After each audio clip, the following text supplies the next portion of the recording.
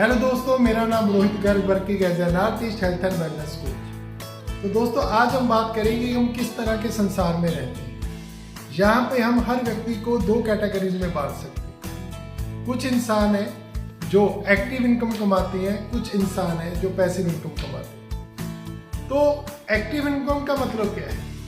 Active income का मतलब ये है कि 1 घंटे के काम के बदले 1 घंटे की सैलरी, 1 घंटे के काम के बदले 1 घंटे की इनकम, 10 घंटे के काम के बदले 10 घंटे की इनकम, 50 घंटे के काम के बदले 50 घंटे की इनकम। यानी कि आप जितना काम करते हैं उसके अकॉर्डिंगली पैसा आता है। हमने पहले भी वीडियो में बात की थी कि आप जितने भी पैसे 1 साल के कमाते हैं, अगर आप उसको 2000 से डिवाइड कर दें तो आपकी पर आवर का एक एवरेज आ जाएगी। तो एक्टिव इनकम क्या कमाना बुरी बात है? नहीं, एक्टिव इनकम जरूरी है, लेकिन हमारा फोकस होना चाहिए पैसिव इनकम के लिए। तो आज अगर हम बात करें कि पैसिव इनकम क्या है, पैसिव इनकम का मतलब है कि आपने एक बार काम किया, उसके पैसे आपको बार बार आते हैं।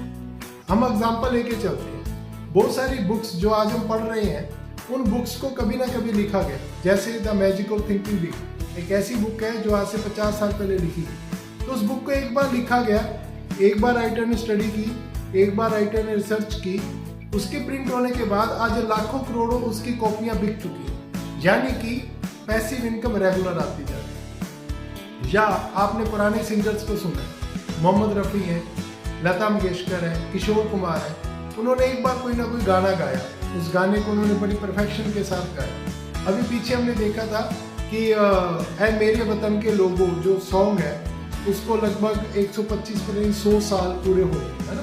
तो एक बार वो गाना गाया, ठीक है, उसके बाद उसको हम बार बार सुनते हैं, और जितनी बार हम सुनते हैं उसके पैसे हमें आते हैं। या आप ये सोच के देखिए, आपने कोई प्रॉपर्टी बनाई, उस प्रॉपर्टी को आपने रेंट पे दे दिया, अब उस रेंटल इनकम का हर महीने आती रहेगी। क्यों? क्योंकि प्रॉपर्टी तो एक ही बार बनाई है।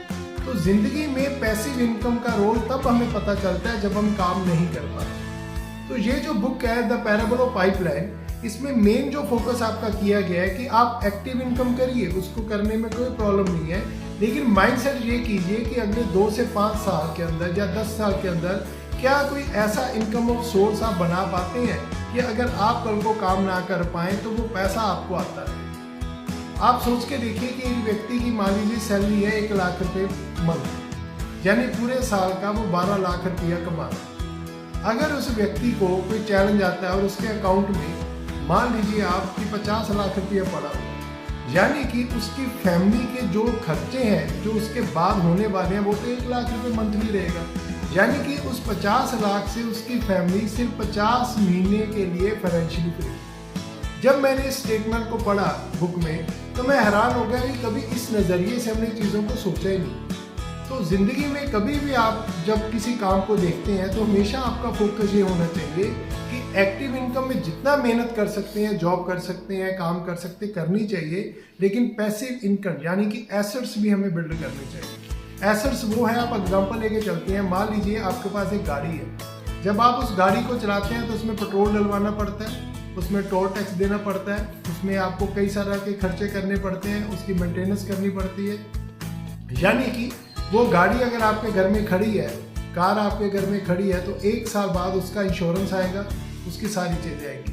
लेकिन अगर वो गाड़ी किसी ऐप के जरिए, ऊबर के जरिए, ओला के जरिए वो चल रही है, तो वो आपका एसेट है, वो आपको पैसे बना के देगी। तो जिंदगी में एसेट्स और लायबिलिटीज में फर्क सिर्फ इतना है कि जो एसेट्स वो चीज़ें होती हैं जिसके कारण चाहे थोड़ा लेकिन लगातार आपकी जेब में पैसा आता है, और लायबिलिटीज वो चीज़ें होती हैं जिसके कारण आपकी जेब में से पैसा जाता है। किसी के साथ मेरी बात हो रही थी, उन्होंने बोला कि लोग मान लीजिए कोई घड़ी खरीद लेते हैं, उसकी मान लीजिए वैल्यू है 1 लाख रुपये की। तो जैसे उन्होंने 1 लाख रुपये की घड़ी खरीदी, उसके बाद अगर वो वापस करने जाएंगे, उसकी 30 to 40% वैल्यू वैसे ही कम हो जाएगी, और 5 साल बाद उसकी वैल्यू क्या रह जाएगी। यानी कि उस चीज़ के साथ क्या होगा कि स्टेप बाय स्टेप, हर वीक, हर मंथ, हर ईयर उसकी वैल्यू कम होती जा रही है। वहीं अगर एसेट्स की बात कीजिए, आपने कोई ऐसी चीज़ में 1 लाख रुपए इन्वेस्ट किए या कोई ऐसी चीज़ परचेज की जिसकी वैल्यू लगातार बढ़ रही है, तो वो आपके एसेट्स हैं। तो इसके बारे में और आगे हम बात करेंगे डिटेल में,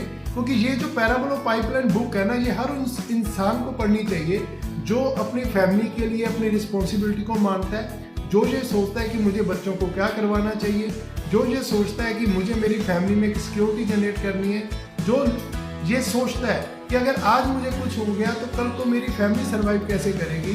तो पैराबल ऑफ पाइपलाइन बुक एक ऐसी बुक है जिसको पढ़ने के बाद आपको ये समझ में आ जाएगा कि आने वाले 5 से 10 साल बाद जिस काम में भी आप हो उसका क्या फ्यूचर होने वाला है। क्योंकि मेरा गोल ये है कि आप के साथ जो भी मैं इंफॉर्मेशन शेयर करूं वो मैंने उसको समझा हो।